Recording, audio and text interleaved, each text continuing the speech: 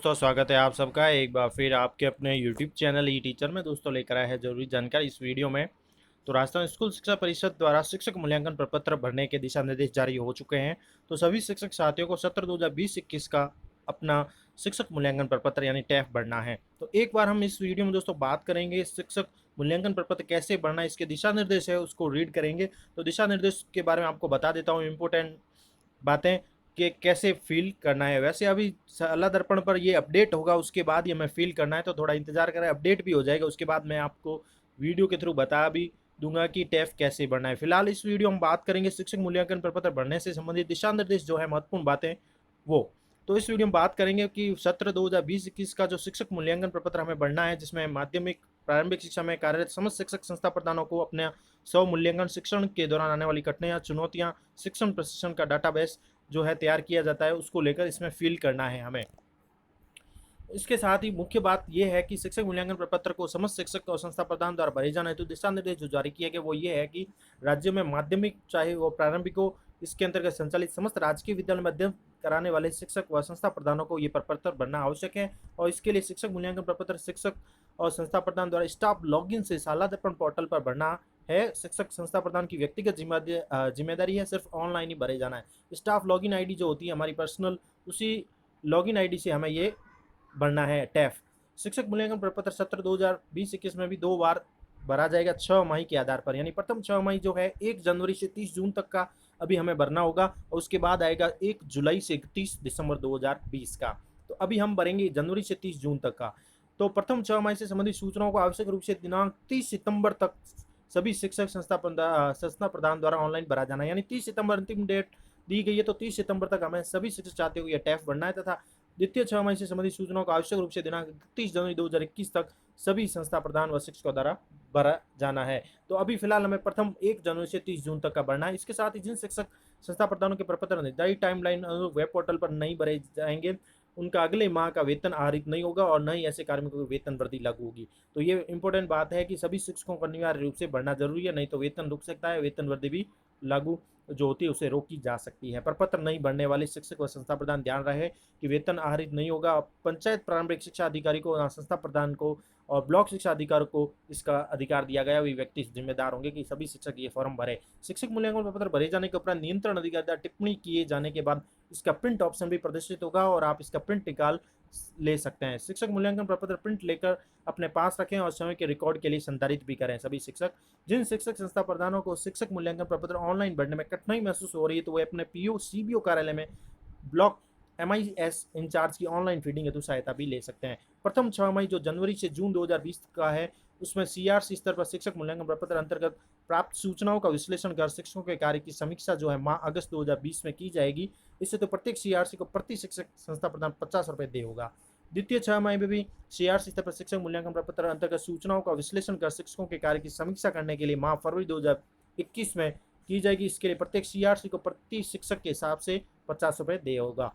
इसके अलावा मूल्यांकन करने पर टिप्पणी के लिए मनोनीत नियंत्रण अधिकारी के बारे में बातें हैं कि जो पीओ है, पंचायत प्रारंभिक शिक्षा अधिकारी के अधीन सभी प्राथमिक उच्च प्राथमिक विद्यालयों के शिक्षक संस्था प्रधान द्वारा शिक्षक मूल्यांकन प्रपत्र भरे जाने की स्थिति में नियंत्रण अधिकारी स्वयं उनके यानी जो पीओ होंगे और नियंत्रण अधिकारी के रूप में शिक्षकों का मूल्यांकन पत्र के अनुसार टिप्पणी भी करेंगे।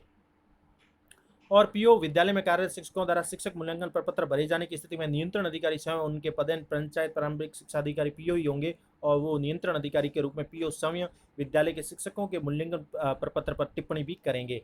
प्रत्येक पंचायत में संचालित ऐसे माध्यमिक व उच्च माध्यमिक विद्यालय जो पीओ विद्यालय के रूप में चयनित नहीं है, उन विद्यालयों में कार्यरत शिक्षकों द्वारा शिक्षक मूल्यांकन प्रपत्र भरे जाने की स्थिति में नियंत्रण अधिकारी उनके विद्यालय के प्रधानाचार्य या प्रधानाध्यापक होंगे और नियंत्रण अधिकारी के रूप में विद्यालय के शिक्षकों के मूल्यांकन प्रपत्र पर टिप्पणी वे करेंगे। शहरी क्षेत्र में संचालित प्राथमिक उच्च प्राथमिक माध्यमिक उच्च माध्यमिक विद्यालयों में कार्यरत शिक्षक के द्वारा जो शिक्षक मूल्यांकन प्रपत्र भरे जाने की स्थिति में उनका नियंत्रण अधिकारी स्वयं उनके विद्यालय के संस्था प्रधान होंगे और नियंत्रण अधिकारी के रूप में विद्यालय के शिक्षकों के मूल्यांकन प्रपत्र पर भी अपनी टिप्पणी करेंगे। शहरी क्षेत्र में संचालित समस्त प्राथमिक उच्च प्राथमिक विद्यालय में कार्यरत संस्था प्रधानों द्वारा शिक्षक मूल्यांकन प्रपत्र भरे जाने की स्थिति में नियंत्रण अधिकारी उनके संबंधित शहरी सीआरसी होंगे और नियंत्रण अधिकारी में वे विद्यालय के संस्था प्रधानों के मूल्यांकन प्रपत्र पर टिप्पणी करेंगे। ग्रामीण क्षेत्र में संचालित माध्यमिक उच्च माध्यमिक पीओ सहित विद्यालयों में कार्यरत प्रधानाध्यापकों द्वारा शिक्षक मूल्यांकन प्रपत्र भरे जाने की स्थिति में नियंत्रण अधिकारी उनके संबंधित मुख्य ब्लॉक शिक्षा अधिकारी होंगे और नियंत्रण अधिकारी के रूप में विद्यालय के प्रधानाध्यापकों के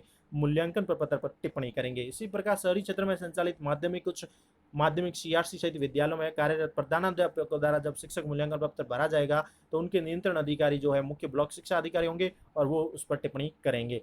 शिक्षक मूल्यांकन प्रपत्र में अब भरे जाने वाली सूचनाएं क्या क्या है दोस्तों, तो इसमें शिक्षकों को अपनी जो भी संस्था प्रदान भरे तो शैक्षणिक प्रशिक्षक योग्यता है, employee ID, SI number, NIC ID, अन्य व्यक्तिगत सूचनाएं भरी जानी है। इसके साथ ही संस्था प्रदान जिन कक्षा विषयों को पढ़ा रहा है या पढ़ा रही है उनकी जानकारी भरनी है। वर्तमान में पढ़ाई जाने वाली कक्षा व विषय संबंधित सूचनाओं को पहले आपको क्या करना होगा, विषय आधारित शिक्षक मैपिंग करनी होगी, सब्जेक्ट मैपिंग करनी होगी। मॉड्यूल से जुड़ा गया है तो सब्जेक्ट मैपिंग मॉड्यूल पर सूचनाएं पूर्ण रूप से भरी जाने पर जो चाही गई सूचनाएं स्वतः ही प्रदर्शित हो जाएगी। यानी सबसे पहले आपको सब्जेक्ट मैपिंग भी करनी होगी आप जो विषय पढ़ा रहे हैं। इसके साथ ही शिक्षक संस्था प्रदान द्वारा 6 माह की औसत उपस्थिति और शैक्षणिक गैर शैक्षणिक कार्य के लिए अन्य विभाग में अगर कोई प्रतिनियुक्ति पर रहे हैं तो उसके कुल दिवसों की संख्या भी इंदराज करनी होगी। शिक्षक की औसत उपस्थिति संबंधित सूचनाओं को विषय शिक्षक मैपिंग मॉड्यूल से भी जोड़ा गया है। यानी सब्जेक्ट टीचिंग मैपिंग मॉड्यूल पर सूचनाएं पूर्ण रूप से भरे जाने पर 1.1 में चाहिए गई सूचनाएं स्वतः ही प्रदर्शित हो जाएगी। इसके साथ ही यह स्पष्ट है कि शिक्षक संस्था प्रदान को अपने विवेक से वास्तविक तथ्यों के आधार पर सूचनाएं भरनी है। इसके साथ ही संस्था प्रदान के कार्य का समग्र मूल्यांकन किया जाना है जिसे संस्था प्रदान के संबंधित नियंत्रण अधिकारी द्वारा भरा जाना है संस्था प्रदान के कार्य का। इसके साथ ही यदि शिक्षक को किसी ब्लॉक, जिला, राज्य, राष्ट्रीय स्तर पुरस्कार मिला हो तो उसका विद्यालय के भौतिक विकास में योगदान हो, सहशैक्षिक गतिविधियों का संचालन, क्रियात्मक अनुसंधान किया हो, लेखन कार्य किया हो, कोई योगदान हो तो भी आप कॉलम में टिक कर सकते हैं। इसके साथ ही समस्त शिक्षक संस्था प्रदान को सूचनाएं जो है अद्यतन करने की दृष्टि से बनना है। शिक्षकों को प्रशिक्षण संबंधी सूचनाएं दर्ज करनी। यह भाग शिक्षक और संस्था प्रदान द्वारा जनवरी 2018 से दिसंबर 2018 के मध्य प्राप्त प्रशिक्षणों के आधार पर भरा जाना है। इसके बाद आवश्यकता 6 माह प्रतिवेदन के समय अपडेट किया जाना है। यानी आपने जनवरी 2018 से दिसंबर तक जो सूचनाएं प्रशिक्षण लिए हैं वो भी सूचनाएं भरनी है। तो फिलहाल अभी इसमें जनवरी से 2018 से लिखा गया, तो इसके साथ ही 2019 के साल को यहाँ छोड़ दिया गया है। तो हो सकता है इसमें संशोधन भी आ सकता है क्योंकि 2019 के साल में भी प्रशिक्षण लिया गया उसका इसमें उल्लेख नहीं है। इसके साथ ही है इसमें विभिन्न पाठ्यक्रम पुस्तक प्रशिक्षण कार्यक्रम प्रशासनिक कार्यशैली के संबंध अपनी राय देनी है, अपनी निष्पक्षता तटस्थता के बारे में रेटिंग देनी है जो 1 से 5 तक होगी। इसके अलावा मॉनिटरिंग होगी जो मुख्य जिला शिक्षा अधिकारी है, जिले में शिक्षा प्रधान जो है उनका शिक्षक मूल्यांकन पत्र भराया जाना तो समस्त दायित्व रहेंगे। इस प्रकार जो राज्य स्तर पर तकनीकी समस्या के समाधान के लिए भी प्रकोष्ठ ईमेल आईडी भी गठित की जा चुकी है। तो ये महत्वपूर्ण आदेश है सभी शिक्षक साथियों के लिए कि उन सभी को टैफ भरना है और जल्द ही ये टैफ संबंधी सूचनाएं जो हैं ऑनलाइन अपडेट भी हो जाएगी शाला दर्पण पर भी। तो शाला दर्पण पर जा पर उस पर सबसे पहले तो आपको करनी होगी सब्जेक्ट टीचिंग मैपिंग और उसके बाद आपको ये फॉर्म जो है पूरा कंप्लीट करना है। तो ये इसमें एक संशोधन ये हो सकता है कि इसमें जो लिखा गया है कि जनवरी 2018 दिसंबर के मध्य प्राप्त प्रशिक्षण के आधार पर भी आपको प्रशिक्षण जो है अपडेट देनी है और इसके साथ ही आवश्यकता अनुसार 6 माह के प्रतिवेदन के साथ अपडेट भी किया जाना है। तो इसमें अपडेट की जो व्यवस्था रहेगी या 2019 की जो ट्रेनिंग है लिए वो बढ़नी है या नहीं उसके बारे में भी जल्दी हमें अपडेट मिल जाएगा या संशोधन जो होगा वो पता चल जाएगा। तो सभी शिक्षक साथियों को ये टैफ भरना है और अंतिम तिथि जैसा कि इसमें बता दिया गया है 30 सितंबर निर्धारित कर दी गई है। तो सभी शिक्षक साथी प्रिपेयर रहें और सभी को ये टैफ भरना है और शाला दर्पण पर जल्दी सूचना अपडेट होने के बाद हमें ये कार्य करना है और वीडियो के थ्रू हम आपको जरूर बताएंगे कि किस प्रकार ये बढ़ना है। Thank you for watching our channel E teacher.